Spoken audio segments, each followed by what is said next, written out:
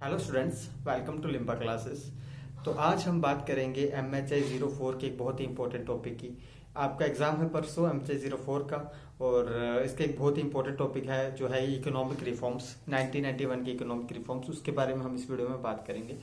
और जैसे कि आपको बहुत ही ज़्यादा प्रिडिक्टेबल पढ़ना होता है इग्नू के अंदर, वही फिक्स टॉपिक होते हैं, वही आते हैं हर बार। तो थोड़ा अगर आप ध्यान से पढ़ोगे तो आपका अच्छे से एग्जाम हो जाएगा, ठीक है। तो आप एक 1991 के रिफॉर्म्स पढ़ लेना। एक उपनिवेश से रिलेटेड जो नीतियां वगैरह जो है, वन नीति वाली हो गई एक, तो वो टॉपिक आपको काम आएगा 5 में भी आई थिंक, और इसमें भी आपके काम आ जाएगा। और औपनिवेशिक साम्राज्य की क्या मतलब प्रगति थी, लैंड रेवेन्यू सिस्टम भी पढ़ लेना आप, उसका जमींदारी सिस्टम, रैयतवाड़ी को थोड़ा बहुत पढ़ लेना, ठीक है। इस बात को छोड़िए, हम करते हैं आज के इकोनॉमिक रिफॉर्म्स। मतलब आज इकोनॉमिक रिफॉर्म्स पढ़ेंगे। 1991 के इकोनॉमिक रिफॉर्म्स के बारे में आज पढ़ेंगे, ठीक है। देखो 1991 बहुत ही ज़्यादा इंपॉर्टेंट ईयर है, क्योंकि इसके अंदर इकोनॉमिक रिफॉर्म्स आए थे। उस टाइम गवर्नमेंट किसके थे? गवर्नमेंट थी नरसिम्हा राव की गवर्नमेंट थी, और उस टाइम वित्त मंत्री थे हमारे मनमोहन सिंह जी। उन्होंने ये रिफॉर्म्स लाने के श्रेय उनको दिया जाता है, ठीक है। तो मनमोहन सिंह जी ने ये रिफॉर्म्स लाए थे 1991 में। उस टाइम जो इंडिया की इकोनॉमी है बहुत ही ज़्यादा एक आर्थिक संकट से, एक इकोनॉमिक क्राइसिस आ रखा था उस टाइम। तो इन्होंने ये बहुत ही अच्छे तरीके से हैंडल किया। ये LPG रिफॉर्म्स लेके आए, जिसे कि लिबरलाइजेशन, प्राइवेटाइजेशन और ग्लोबलाइजेशन रिफॉर्म्स कहते हैं, जिसे उदारीकरण, निजीकरण और वैश्वीकरण कहते हैं। तीन बहुत बड़ी अवधारणा है। तो ये जब आर्थिक संकट आ रहा था, तो हमारे जो बुद्धिजीवी थे उनके सामने एक बहुत बड़ी समस्या थी कि हम अपनी अर्थव्यवस्था का स्वरूप कैसे दें, ठीक है। हम अपने इकोनॉमी को कैसे शेप दें, क्योंकि अगर हम पूरी तरह इकोनॉमी को खोल नहीं सकते, ना उसे अच्छी पूरी तरह बंद कर सकते हैं। इसके मैं आपको इसका बेसिक बैकग्राउंड बताता हूँ। देखो, जैसे पहले की इंडिया की इकोनॉमी थी, है ना, और अब इकोनॉमी है, ठीक है। 1991 में सोचा अगर हम पूरी तरह इकोनॉमी को अगर खोल दें, तो खोल देंगे तो मतलब कि फॉरेन इन्वेस्टमेंट, फॉरेन जो आएंगे, फॉरेनर्स आएंगे, उनकी इन्वेस्टमेंट आएंगे, उनकी कैपिटल आएगी, वो सब बढ़िया है, ठीक है, उससे दिक्कत नहीं है। लेकिन वैसे ही हो जाए, अगर मान लो पहले भी जब 1600 में जब अंग्रेजों का आगमन हुआ था, तो हम क्या बन गए थे? उनके कॉलोनी बन गए थे, हम उनका उपनिवेश बन गए थे। तो भारत को वो डर था कि हमें फिर से किसी का उपनिवेश नहीं बनना है, हमें फिर से वो पहले वाली स्थिति नहीं चाहिए, ठीक है। हमें क्या नाम अब अपनी अर्थव्यवस्था का विकास करना है, हमें अपने देश में जो लोकतंत्र है उसको कायम रखना है, हमें अपने देश की अर्थव्यवस्था को संचालित रखना है। तो इसलिए जो इंडिया अपनी इकोनॉमी को पूरी तरह खोल नहीं सकता था, क्योंकि उस टाइम ये डर था कि फिर से कोई विदेशी शक्ति आके हम पर शासन ना करने लगे और हम उसके अधीन ना हो जाए। तो इस बात का डर था। अगर पूरी तरह बंद कर दें, पूरी तरह अगर बंद है, तो मान लो कि हम अपने दूसरे जो देशों से हम कट जाएंगे, उनके साथ हम उतना जुड़ाव महसूस नहीं कर पाएंगे, ना हम इंपोर्ट कर पाएंगे, ना ही हम मतलब एक्सपोर्ट कर पाएंगे, ठीक है। तो अगर हम इंपोर्ट और एक्सपोर्ट नहीं कर पा रहे हैं, तो हमारी अर्थव्यवस्था एक बंद अर्थव्यवस्था हो जाएगी, क्लोज इकोनॉमी हो जाएगी, जिसमें हमारे जो फॉरेन रिलेशंस है, हम फॉरेन जो ट्रेड है, वो मतलब एक तरीके से बिल्कुल जीरो हो रहा है। हमने अपने आप को एक बंद कर लिया है। तो जैसे वो कहते हैं ना, जैसे ग्लोबलाइजेशन वर्सेस जो प्रोटेक्शनिज्म वाला जो इस थ्योरी है कि संरक्षणवाद, तो मतलब कि हम इम्पोर्ट ड्यूटी बहुत बढ़ा देते हैं ताकि ना कोई भी चीज़, बाहर वाली चीज़ें ना हमारे देश में आए, वो बहुत महंगी हो जाएगी, और वो महंगी हो जाएगी तो हमारे देश के नागरिक वो चीज़ खरीदेंगे जो सस्ती होगी। जो चीज़ सस्ती कब होगी? कौन सी चीज़ होगी? जो हमारे देश के नागरिकों द्वारा, हमारे देश के निवासियों द्वारा बनाई गई है ना। तो इसलिए इंपोर्ट ड्यूटी बढ़ा देते हैं, क्योंकि अपने देश के जो उत्पादक वर्ग है उसके हितों की रक्षा करने के लिए। तो वही बात है, ये संरक्षणवाद वाला नियम भी आ जाता है। तो देखो, अब अगर क्लोज कर दी इकोनॉमी बिल्कुल, तो क्या होगा?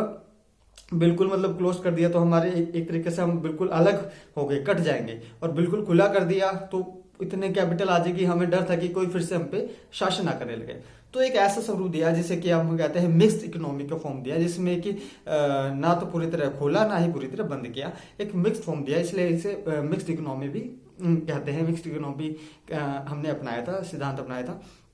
तो देखो, उस टाइम क्या सिचुएशन थी? आर्थिक संकट था, बहुत ज्यादा था, तो हमें महंगाई वगैरह बहुत ज्यादा बढ़ रही थी। तो मूल्य स्थिरीकरण पर बढ़ावा दिया था। तो अगर आप इसका लिख रहे हो, आप आंसर लिख रहे हो, तो ये वर्ड्स आप यूज कीजिएगा, एक मूल्य स्थिरीकरण कीजिएगा। एक स्ट्रक्चरल रिफॉर्म्स की बात की थी, स्ट्रक्चरल रिफॉर्म्स, संरचनात्मक सुधार पर बल दिया था। देखो मैंने बहुत ही शॉर्ट नोट्स बनाने का ट्राई किया, 1-2 पेज में पूरा सा इसका लिख दिया, ताकि ये मैंने सिर्फ कीवर्ड्स लिखे, ताकि ये कुछ कीवर्ड्स आपको बताऊं, आप अच्छे से उसे लिख सको अपने आंसर में। अच्छे आंसर लिखने के लिए, अच्छे मार्क्स के लिए आपको अच्छे शब्दों का प्रयोग करना जरूरी होता है, आपको अच्छे शब्दों का चयन करना आना चाहिए। तो एक तो आपको मूल्य स्थिरीकरण की बात की, मूल्य स्थिरीकरण पर जोर दिया, संरचनात्मक सुधार कर दिया। देखो राजकोषीय घाटा बढ़ रहा था, है ना, फिजिकल डेफिसिट बढ़ रहा था। अब ये फिजिकल डेफिसिट पूछोगे तो इसको मैं अच्छे से बता सकता हूँ, लेकिन हमें बहुत शॉर्ट वीडियो बनानी है, हमें हिस्ट्री पढ़नी है, इकोनॉमिक्स नहीं पढ़नी, ठीक है। हम अब चालू खाता घाटा, हम भुगतान संतुलन, ये सब पे बात नहीं करेंगे, बैलेंस ऑफ पेमेंट, ये बहुत ही, अगर आपको नहीं समझ में आ रहा तो आप मुझसे पूछिएगा, मैं आपको कमेंट सेक्शन में अलग वीडियो में आकर समझा दूंगा, ठीक है। तो राजकोषीय घाटा बढ़ रहा था, एक तरीके से आप समझिए, आपको सिंपल लैंग्वेज में समझाने का ट्राई करो। राजकोषीय घाटा क्या होता है? राजकोषीय, हर सरकार चला रही है, अपना देश चलाना है, तो उसको ना एक वो हर साल ने मतलब विकसित करना है, अवसंरचना का विकास करना है और सुविधाएं देनी है नागरिकों को, तो उसको क्या करना है कि पैसा डालना पड़ेगा ना इकोनॉमी में। तो एक इन्होंने लिमिट रखी है कि एक सरकार की इनकम होती है, एक खर्च होता है, तो ज्यादा हमें क्या करना है कि इंफ्रास्ट्रक्चर का डेवलपमेंट करना है। हो सकता है कि हमारे पास पैसे कम पड़े, लेकिन उधार ले लें, ठीक, उधार लेंगे तो मतलब हमारे पास 15-20 रुपए हैं और हमें 30 रुपए खर्च करने पड़ रहे हैं, तो हम 20 रुपए हमारे वाले खर्च करेंगे और 10 रुपए जो एक्स्ट्रा है वो भी खर्च कर रहे हैं, तो एक तरीके से वो घाटा हो रहा है। तो ऐसे मानिए कि एक घाटा है, ठीक है। हर सरकार हर साल अपने एक राजकोषीय घाटे की एक लिमिट तय करती है कि उतना अगर घाटा रहेगा तो ठीक है, लेकिन उससे अधिक पड़ेगा तो बहुत ही ज्यादा गलत हो जाएगा, ठीक है, बहुत ही ज्यादा मतलब बुरी अवस्था मानी जाती है एक तरीके से। एक हद तक घाटे का जो राजकोषीय घाटा वाली स्थिति, चलो ठीक है, एक विकासशील देशों के लिए होना भी चाहिए। अगर जो डेवलपिंग कंट्री है अगर खर्च करेगा, उसका मतलब है वो खर्च कर रहा है मतलब अवसंरचना का विकास हो रहा है, और अवसंरचना का इंफ्रास्ट्रक्चर का डेवलपमेंट हो रहा है, तो आने वाले टाइम पे वो विकासशील देश, विकसित देश की में बदलेगा, ठीक है। तो डेवलपिंग कंट्री के लिए राजकोषीय घाटा नेगेटिव होना एक सीमा तक अच्छी बात होती है, ये आप मान के चले, ठीक है। तो फिर ये कॉन्सेप्ट मैं बताना नहीं चाहता, लेकिन अब छोड़ो, मैंने थोड़ा बहुत बता दिया। लेकिन इसके बाद हम बात करते हैं जो बैलेंस पेमेंट है जो बिगड़ा हुआ था, उससे बिल्कुल संतुलित करने की बात की जा रही थी। मैंने आपको बता दिया, इसके श्री मनमोहन सिंह सर को देंगे, ठीक है। और एलपीजी रिफॉर्म्स, देखो भारतीय अर्थव्यवस्था के अंदर एक उदारीकरण की, मैंने बताया उदारीकरण का कॉन्सेप्ट आएगा, निजीकरण का आएगा और वैश्वीकरण का कॉन्सेप्ट आएगा एलपीजी रिफॉर्म्स के माध्यम से, ठीक है। इसने मुद्रास्फीति को नियंत्रित किया। इन्फ्लेशन मैंने बता दिया, इन्फ्लेशन क्या होता है एक्चुअली, ये भी इकोनॉमिक्स का टर्म है, इसमें ये एक्चुअली इकोनॉमी का ही टॉपिक है। 1991 के रिफॉर्म्स पढ़ते हुए इकोनॉमी का टॉपिक है, हिस्ट्री में हम पढ़ रहे हैं, पोस्ट मॉडर्न एरिया में, पोस्ट मॉडर्न इंडिया, ठीक है, आफ्टर इंडिपेंडेंस वाले टाइप में अपने सेक्शन पढ़ लेते हैं। इसमें इन्फ्लेशन आपको मैं कैसे समझाऊं, अब मानो कि मुद्रा का मूल्य है ना, मुद्रा का मूल्य उसके, अब कोई चीज है, छोड़ो, प्याज है 50 रुपए किलो है, ठीक है, प्याज 50 रुपए किलो है, और उसमें आप अब जब लोग हैं उसमें कितने खरीदने वाले, कुछ मानो या 50 लोग खरीदने वाले हैं, अब और 50 किलो है, ठीक है, अब खरीदने वाले हो गए 500 लोग, ठीक है, और वो प्याज उतनी है, तो क्या डिमांड बढ़ गई। जब डिमांड बढ़ जाती है किसी चीज की, सप्लाई कम होती है तो महंगाई बढ़ती है, इन्फ्लेशन बढ़ता है, तो मतलब कि प्राइस एकदम से हाइक कर रहा है। तो इन्फ्लेशन और महंगाई महंगाई अलग होता है और इन्फ्लेशन अलग होता है। महंगाई को हम मुद्रास्फीति होता है इन्फ्लेशन, ठीक है, महंगाई अलग चीज होता है। महंगाई क्या होता है कि एक अल्पकालिक आप कह सकते हो, मुद्रास्फीति थोड़ा लॉन्ग टर्म वाला ऐसा कुछ कॉन्सेप्ट होता है, उसमें मतलब कुछ चीजें मैं आपको बताऊंगा, वो चलो छोड़ो, इकोनॉमिक्स का कॉन्सेप्ट आप ऐसे समझे, महंगाई समझे एक तरीके से, आपको इतना ही समझ में आना चाहिए कि वो पैसा एकदम से हाइक कर गया, महंगाई हाइक होगी, तो वो मुद्रास्फीति का कॉन्सेप्ट है, इन्फ्लेशन का कॉन्सेप्ट है, ठीक है। आर्थिक विकास की दर को, इकोनॉमिक ग्रोथ को हमें बढ़ाना था इसके अंदर, ठीक है। और एक फॉरेन जो रिजर्व वाला है, एक पर्याप्त विदेशी मुद्रा भंडार है, उसका निर्माण करना था। आर्थिक स्थिरीकरण पर बल दिया था, और जो फालतू के जो रिस्ट्रिक्शंस है, ठीक है, इकोनॉमी पे, उसको हटाना था, ताकि क्या हो कि कैपिटल का, ठीक है, और सर्विसेज का, टेक्नोलॉजी का, इनका सबका क्या हो, ये मतलब प्रवाह हो सके, इंपोर्ट एक्सपोर्ट हो सके, मैंने आपको पहले ही बताया था, ठीक है। उसके अलावा अर्थव्यवस्था के सभी क्षेत्रों में निजी कंपनियों की भागीदारी को बढ़ाना था। तो जो जो एरियाज थे, रिजर्व सेक्टर थे, उसकी संख्या घटाकर 3 कर दी थी, और हम सबको पता वो कौन से हैं, परिवहन, रेलवे वाला था, परमाणु ऊर्जा था, और एटॉमिक एनर्जी और परमाणु खनिज का जो खनन था, माइनिंग वाला था, माइनिंग, रेलवे और मतलब ट्रांसपोर्टेशन वगैरह बोल सकते हो, और एटॉमिक एनर्जी वाला, ये 3 सेक्टर थे, ठीक है। इसमें जब भारतीय अर्थव्यवस्था की हम बात करते हैं तो इसको क्या करना था, इसको कार्यकुशल अर्थव्यवस्था में रूपांतरित करना था, कार्यकुशल एफिशिएंस वाले करना था। इस कॉम्पिटिटिव प्रतिस्पर्धा एक अच्छी अच्छी विकसित इकोनॉमी करनी थी। हम अब विकासशील देश से एक ये अवस्था होती है, ये एक प्रक्रिया होती है जिसमें देश ग्रोथ करता है, और जो विकासशील है वो विकसित देश बनने के लिए अपने देश में अवसंरचना का विकास करके अपने जो आम नागरिक है उसे बेसिक जो फैसिलिटीज देता है। तो यह हर देश की एक प्रक्रिया होती है। जो देश विकसित बनना चाहता है तो विकासशील देश मतलब विकसित देश होगा तो उसके लिए अवसंरचना का विकास करना पड़ेगा, उसके लिए अपने देश के बुनियादी जो ढांचे का निर्माण करना पड़ेगा, ठीक है। उदारीकरण, जो एलपीजी का जो एल है वो है लिबरलाइजेशन, जिसमें उदारीकरण कहते हैं। इसमें क्या किया कि जो लाइसेंस राज था उसे एक तरीके से समाप्त कर दिया। जो फालतू के लाइसेंस चाहिए थे बहुत सारे मतलब सेक्टर्स के अंदर, तो उन्होंने कहा कि चलो छोड़ो यार, इतना भी ज्यादा नहीं है लाइसेंस, जो अनावश्यक लाइसेंस जिस उद्योग के लिए जरूरत ही नहीं है लाइसेंस की उसको खत्म किया। और इससे क्या हो कि जल्दी से जल्दी वो व्यापार वाणिज्य को प्रमोट किया जा सके और जो अनावश्यक प्रतिबंध है उसे घटाया जा सके। तो उदारीकरण का महत्व यही था। इसके अंदर आप क्या वर्ड यूज करोगे, एक यूज करना औद्योगिक लाइसेंस एवं पंजीकरण को समाप्त करना, पूंजी का प्रवाह इसलिए बढ़ाना। इसके अंदर लाइसेंस जो 3 सेक्टर है जो मैंने आपको बताया था पहले कि जो आरक्षित किया गया था उसके लिए लाइसेंस जरूरी है, जो कि परमाणु ऊर्जा, परमाणु खनिज का खनन और परिवहन एवं रेलवे है। फिर निजीकरण आया। देखो निजीकरण का क्या मतलब होता है कि पर्टिकुलर जो गवर्नमेंट की एंटाइटी है उसके ऊपर थोड़ा उसने सरकार ने क्या किया, या तो उसके शेयर बेच दिए है ना, तो मतलब उस जो सरकार के जो मतलब कंपनी थी या सरकार का जिसपे स्वामित्व था अपना स्वामित्व बेच दिया, उसमें से कुछ भाग, या फिर उसका निजीकरण कर दिया, उसका जो स्वामित्व है अब निजी लोगों के हाथ में आ गया। तो यही एक तरीके का इसका कॉन्सेप्ट था, ठीक है, ये निजीकरण का कॉन्सेप्ट था। और उसके अलावा इसमें क्या है कि पीएसयू का मालिकाना निजी हाथों में दे दिया एक तरीके से। आज सार्वजनिक आरक्षित वाले क्षेत्रों में निजी उद्योग की अनुमति दे दी थी।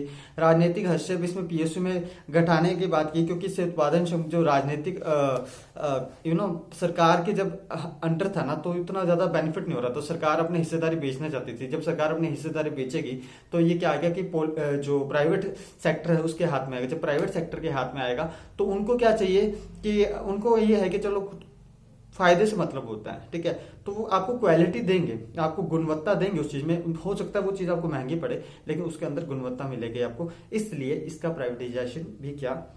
प्राइवेटाइजेशन का ये जो रिफॉर्म है 1991 के अंदर लाया गया निजीकरण। तो निजीकरण किन किन माध्यम से लाएंगे आपको बताता हूँ। या तो अब सरकार अपनी जो हिस्सेदारी है वो बेच दे, या डिसइन्वेस्टमेंट ला दे। डिसइन्वेस्टमेंट मतलब विनिवेश। अब डिसइन्वेस्टमेंट इकोनॉमिक्स का कॉन्सेप्ट है, बताता हूँ आपको।